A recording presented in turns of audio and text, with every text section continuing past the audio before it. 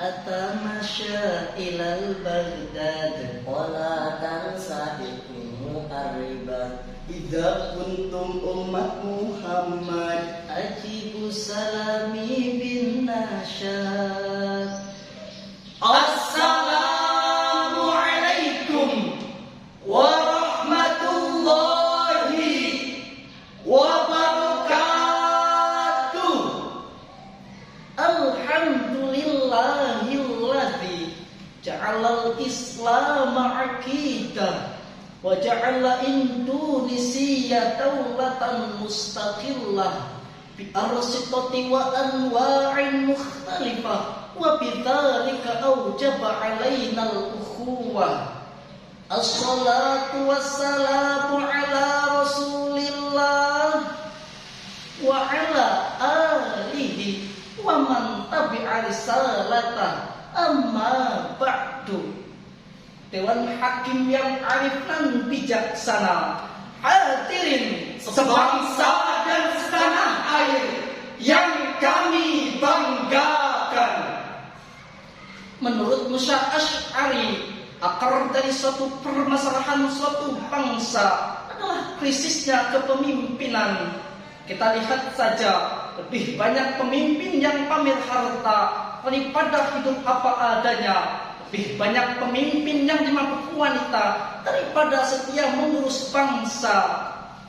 Hal ini terjadi karena krisisnya kepemimpinan yang mencontoh figur Rasulullah, sebagaimana yang dikutip oleh Michael Hart dalam bukunya The 100 Ranking of the Most Influential Person in History, yang artinya dari 100 tokoh yang paling berpengaruh sepanjang sejarah peradaban manusia, termasuk di dalamnya ada Adolf Hitler, pencetus gerakan Nazi Jerman, Mahatma Gandhi, pencetus gerakan Satyagraha India, Julius Caesar, pencetus Pini Vidi, Lao Tzu, pencetus Tao Te Ching, dan tokoh-tokoh besar dunia lainnya.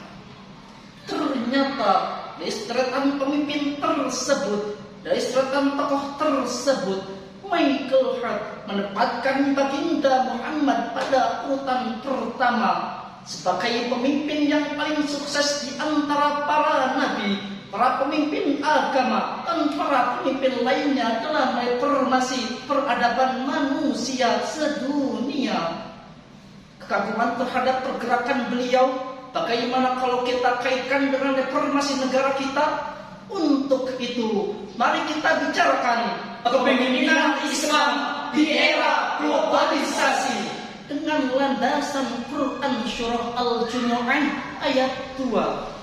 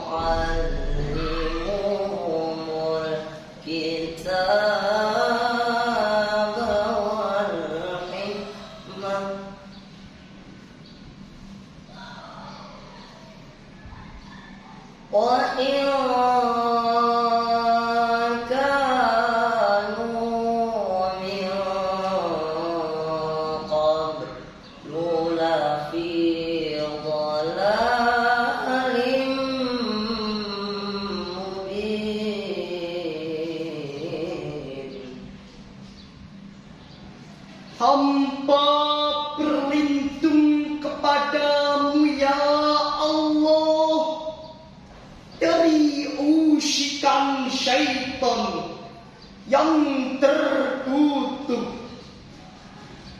Dengan menyebut asma-Mu ya Allah,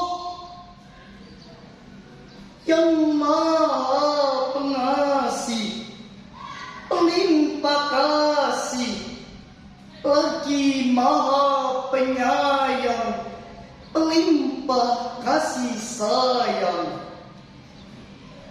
Ialah yang mengutus seorang Rasul kepada kaum yang buta huruf dari kalangan mereka sendiri, yang membacakan kepada mereka ayat-ayat yang menyucikan jiwa mereka dan mengajarkan kepada mereka kitab dan hikmah sunnah.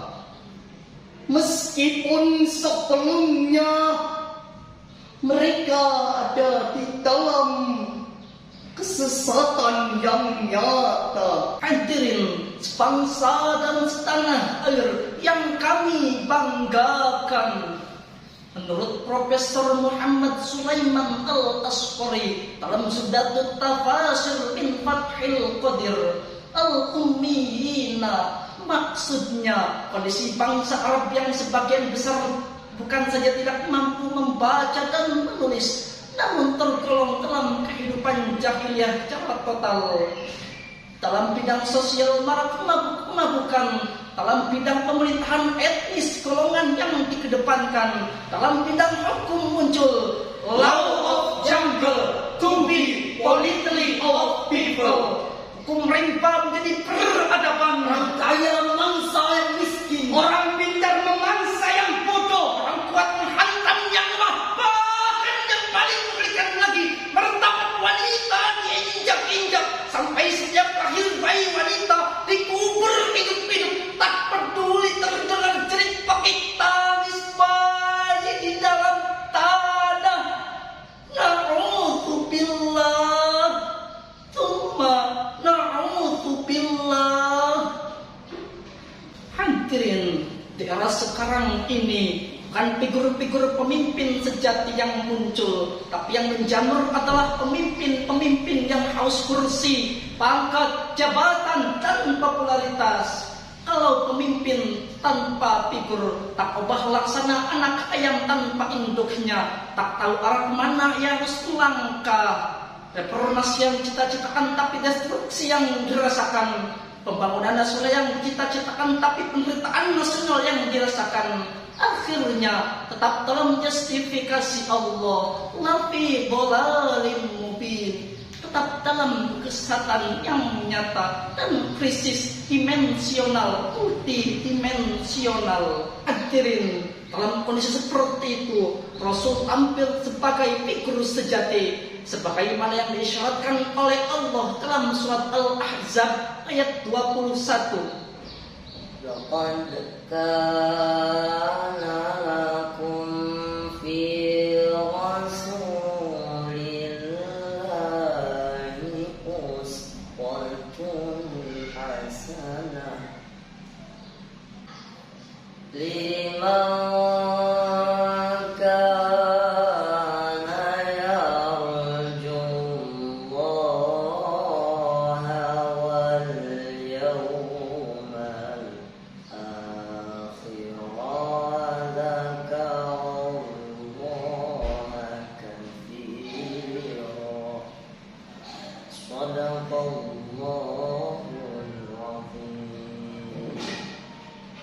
sungguh telah ada pada diri Rasulullah suri teladan terbaik bagimu, yakni bagi orang yang berharap rahmat Allah dan kedatangan hari kiamat, dan lebih banyak mengingat Allah. Maha benar Allah dengan segala firman-Nya. Hadirin sebangsa dan setanah air yang kami banggakan, lafaz uswatun hasanah menurut Imam Ali As-Subuni dalam Syarhut Tafasir, ay mithalul a'la alladhi yajibu an taqtadiyalahu fi jami'i aqwalihi wa af'alihi, yaitu contoh yang luhur, figur yang tinggi yang wajib ditiru oleh kita dalam setiap ucapan dan perbuatannya. Namun sebaliknya, kalau pemimpin yang mengatasnamakan rakyat namun tidak berorientasikan rakyat, depan rakyat dia menjanjikan janji-janji manis, namun di belakang rakyat dia tak segan mencakik dan menghisap darah rakyat. Akibatnya kita lihat Rumania ketika dipimpin oleh Nicolae Ceausescu, pemimpinnya poya-poya tapi rakyatnya sengsara. Iran ketika dipimpin oleh Reza Pahlavi, pemimpinnya megah tapi rakyatnya susah. Prancis ketika dipimpin oleh Louis XVI dan Ratu Maria, pemimpinnya makmur tapi rakyatnya hancur tersungkur. Akibatnya mereka tumbang dalam mengenaskan. Mengapa? Karena mereka tidak mencontoh figur Rasulullah telah menjalankan kepemimpinannya. Hadirin, dari uraian tersebut dapat kita simpulkan bahwa Kanjeng Nabi adalah figur sejati yang harus kita contoh, yang telah berhasil mereformasikan peradaban manusia sedunia.